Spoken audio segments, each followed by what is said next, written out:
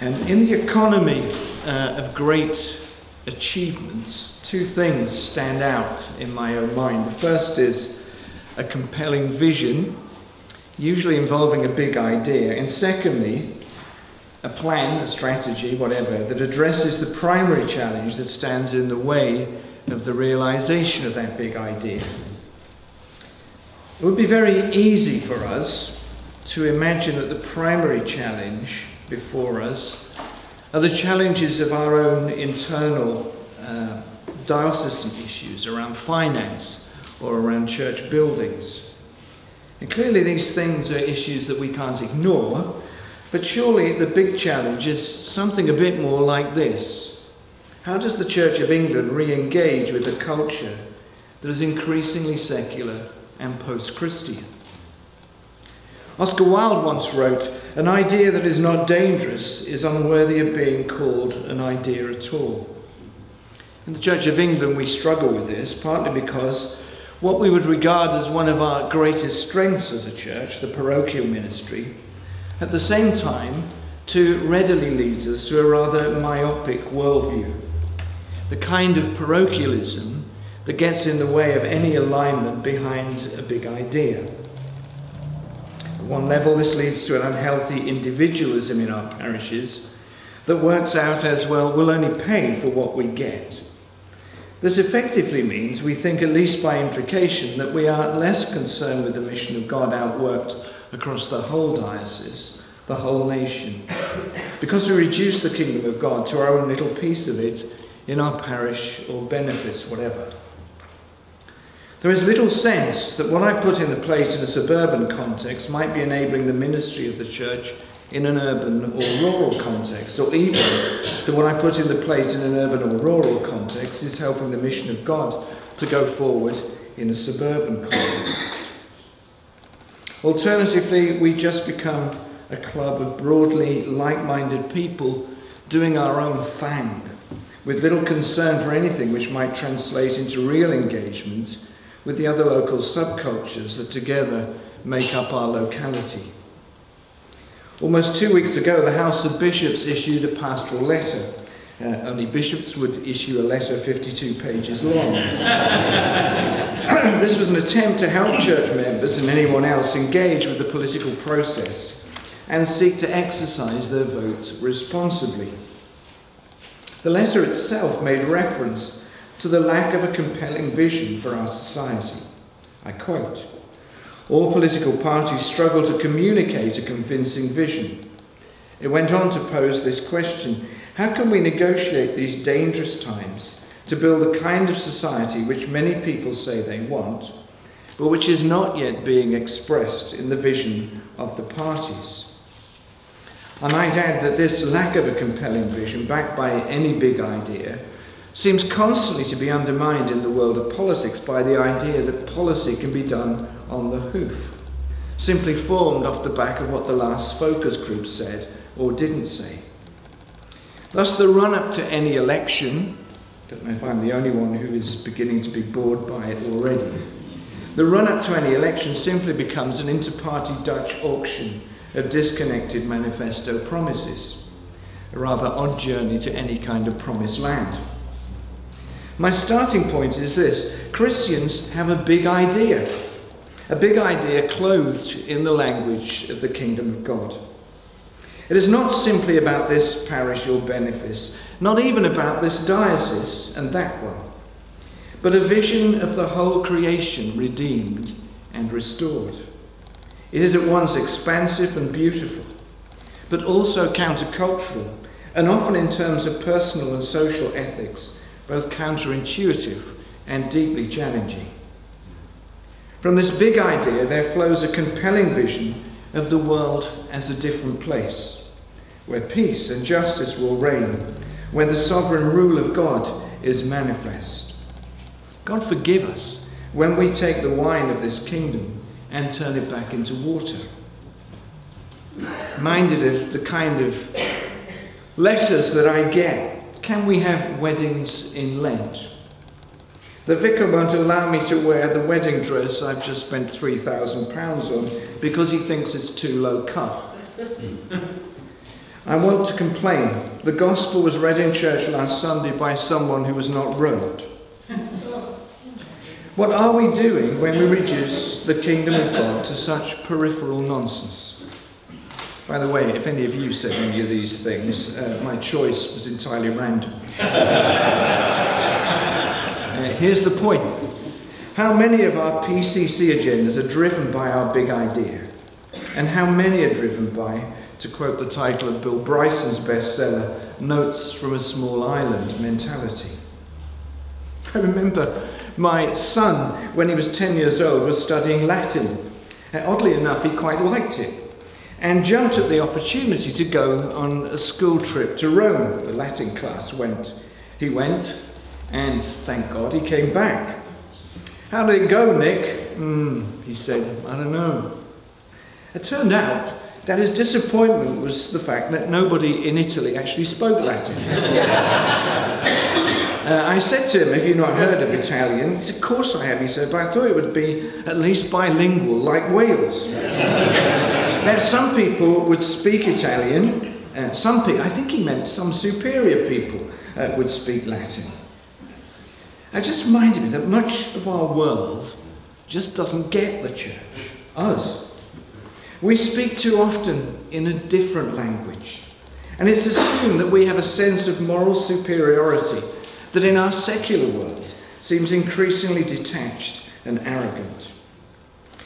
I remember I share at least this in line with the former Archbishop of Canterbury, Rowan Williams, that we both love The Simpsons. And I remember Homer Simpson's great comment when he'd been away, forced by his next door neighbour to go on the church weekend, and down the par, they asked him how did the church weekend go. He said it was great. He said, we all learnt to be more judgmental. Today we live in a world that is rapidly passing us by. You can use different words to describe it, but it is often these days described as a post-Christian world. In consequence, there is much that troubles nice Christian folk and makes us feel uncomfortable. If we open our eyes and look half-heartedly at the world through the eyes of Christ, there is much to unsettle us, and in a way, I suppose that will always be the case. But if we continue to look through the eyes of Christ, dare we begin to think that we might see the world as a different place, a place which is redeemed and transformable. The Church of England, as you know, was formed in a different age. It carries deep in its DNA the assumptions of Christendom. It makes assumptions that I think require very careful theological and probably psychological scrutiny. My dear friend and colleague Dr. Lloyd will remind us later that a missionary church requires more theology, not less. The language we use, the way we think, too often seems to be the narrative of a world that once was. A damp and dusty nostalgia, rather than that world that God will usher in. We increasingly find ourselves unable to engage with the world in which we live, and have to pedal very hard just to stand still, as our diocesan statistics over the past 10 years illustrate clearly. The net result is a palpable loss of confidence and crisis around our purpose. I think we need to get back to our big idea and throttle back a bit on thinking that our primary task is merely survival. Our strategy to be discussed today is an attempt to refocus our energy and our resources in a way that will create the kind of structure that allows the breath of God to breathe afresh on the dry bones of our old assumptions. An attempt to realign our resources, human and financial, behind the big idea in a way that will enable us to engage with the world God calls us to serve. It is not an attempt at what Alvin Toffler warned against, standardization. Rather, it's a bid to free you from the shackles of a narrow parochialism and enable you to become, in your own context, a sign of the kingdom. Aspects of this strategy, I'm sure, will make us uncomfortable, Of that I have no doubt. But let me reiterate what I've said to you, dear friends, since I stepped into this wonderful diocese. Carrying on as we are is truthfully not an option. If the scriptures teach us anything, it is this: true discipleship means that there are things that we have to leave behind us individually and as a church. There is a cost. I'm equally conscious, as I'm always conscious, that it would be very easy for me to be misheard. To be heard to be saying that given my concern that we should focus on the bigger picture, is that somehow that life in our local parishes is somehow being relegated to the substitutes bench. Let me be clear. I think a focus on the bigger picture stuff enhances my understanding of the role of the local church, albeit that our understanding of locality going forward may need to be on a bigger canvas than simply parish by parish. Let me tell you why. Last week, I met with an amazing group of highly gifted youth and young adult missioners and trainers at Lambeth Palace.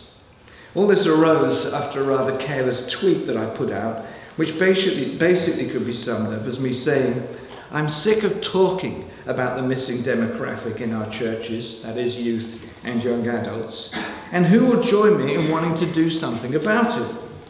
The conversation very quickly became big enough for the Archbishop of Canterbury to join in. Immediately, those of you who are older will be wondering whether the bishop no longer cares for the seniors in our society. Well, firstly, I am one. Secondly, I can't stop you to leaping to such a wild conclusion, but to do so would be far from the truth. I need you all to get behind a vision to do something about this, and the elders of our church community have an active role to play. 85% of young people in a recent survey, when asked what they wanted from a youth leader, said this: a parental or grandparental role model. Wow. What these young leaders articulated was something that I deeply believe, and it brings together the compelling vision, the big idea, with the local church. Their view is that this big idea of the kingdom of God needs to be lived out visibly in our differing contexts. Surely this would mean leaving behind our small-mindedness. It would mean a huge recommitment to not just being happy with a local club of the like-minded, but to a Christian presence that lived out something that was visibly different. We have to have the humility to accept that being right with God doesn't mean that we are right about everything else. I came away thinking that the prophetic and ethical calling of the church is a conversation that will primarily emerge from our young adults, and that my role is frankly to keep out of the way. For they see more clearly than many of us elders the gap between our biblical values and the lifestyles we offer. Let me return, if I may, to the College of Bishops' pastoral letter and the fundamental challenge laid before us in that epistle, novella, as some have called it.